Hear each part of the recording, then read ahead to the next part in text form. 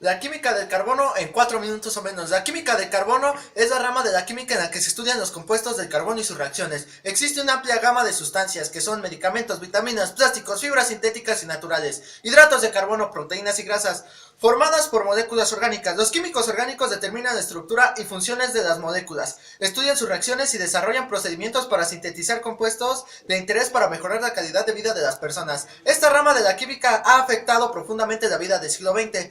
Ha perfeccionado los materiales naturales y ha sintetizado sustancias naturales y artificiales, que a su vez han mejorado la salud, aumentado el bienestar y favorecido la utilidad de casi todos los productos que en la actualidad usamos. En situaciones que son habituales para todos nosotros, la ropa que vestimos, los muebles, los objetos que hacen que se vean bonitas nuestras casas, etcétera.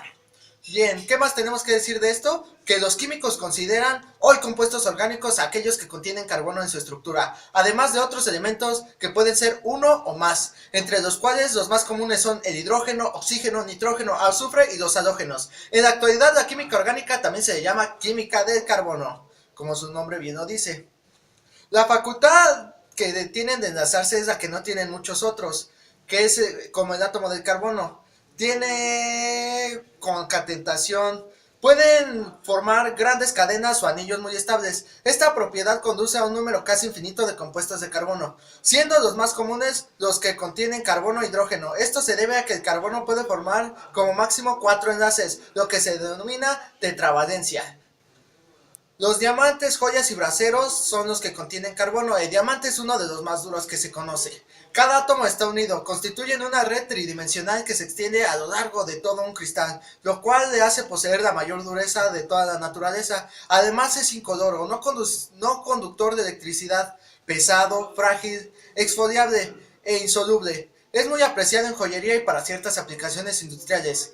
Sus principales yacimientos se encuentran en la República Sudafricana, Brasil, Zaire, Botswana y Federación Rusa.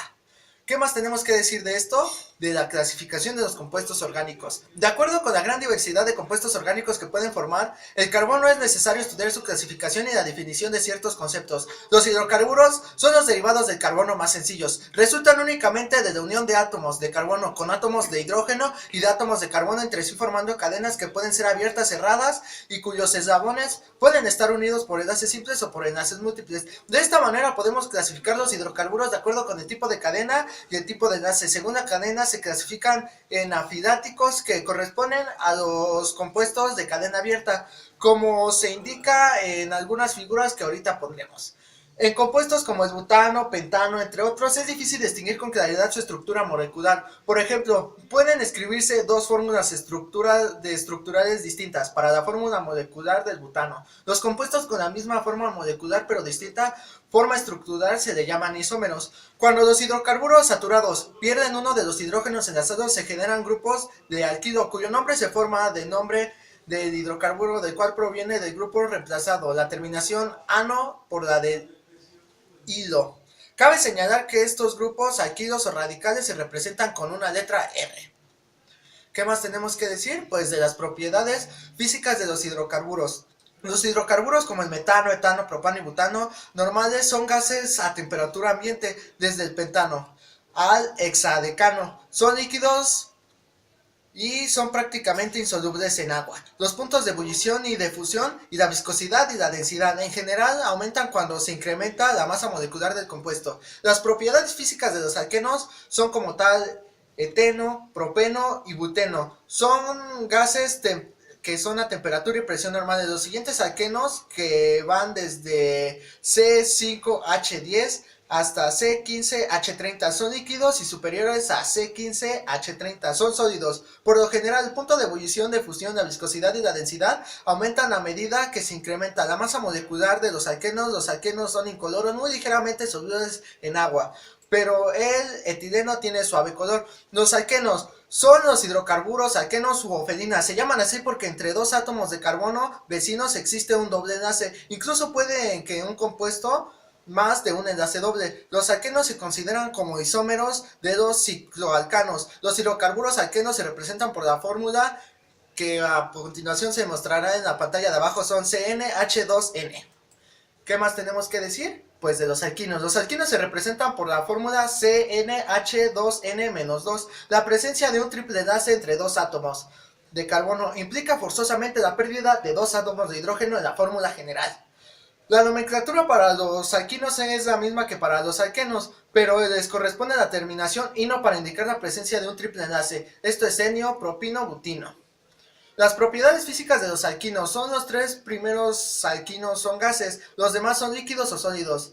A medida que se incrementa la masa molecular de los alquinos, aumenta la densidad del punto de fusión y de ebullición en los compuestos. Por lo general son compuestos de baja polaridad, por los cuales sus propiedades físicas son muy semejantes a la de los alquenos y alcanos. Son insolubles en agua, pero se disuelven en disolventes orgánicos de baja polaridad, como el eterdidídico, benceno, tetracloruro de carbono, entre otros. Los hidrocarburos aromáticos. El benceno es aislado del gas del alumbrado de Faraday en geometría. ¿Qué más tenemos que decir? Pues que ninguna de estas formulaciones explicaba por sí sola el problema detectado. No fue sino hasta 1865 que el químico alemán Kekulé von Stadonitz propuso una estructura cicloexcéntrica en equilibrio consigo. Los grupos funcionales, ¿qué tienen en común y qué tienen de diferente? De acuerdo con lo que hemos estudiado, nos hemos dado cuenta que los compuestos orgánicos tienen diferentes propiedades, que se deben a la presencia de grupos de algunos átomos tales como son el cloro, oxígeno, nitrógeno, y que le dan ciertas características. Estos grupos reciben el nombre de grupos funcionales y determinan la mayoría de las propiedades químicas de los compuestos. Nuestro estudio se centrará en los alcoholes, éteres, cetonas, ácidos carboxílicos y derivados. ¿Qué tenemos que decir de los alcoholes? Que se pueden obtener mediante la reacción de adición de una cetona o aldehído en presencia del nucleofidio de tipo en medio de un ácido. También mediante la reacción de una cetona o aldehído con un reactivo de Grignard, según nos pueden mostrar diferentes ecuaciones. Los fenoles, cuando el grupo funcional hidroxido se encuentra unido a una estructura aromática bencénica, el compuesto recibe el nombre particular de fenol. Así, una gran serie de compuestos aromáticos como los fenoles derivan fundamental de la sustancia más simple que corresponde al fenol.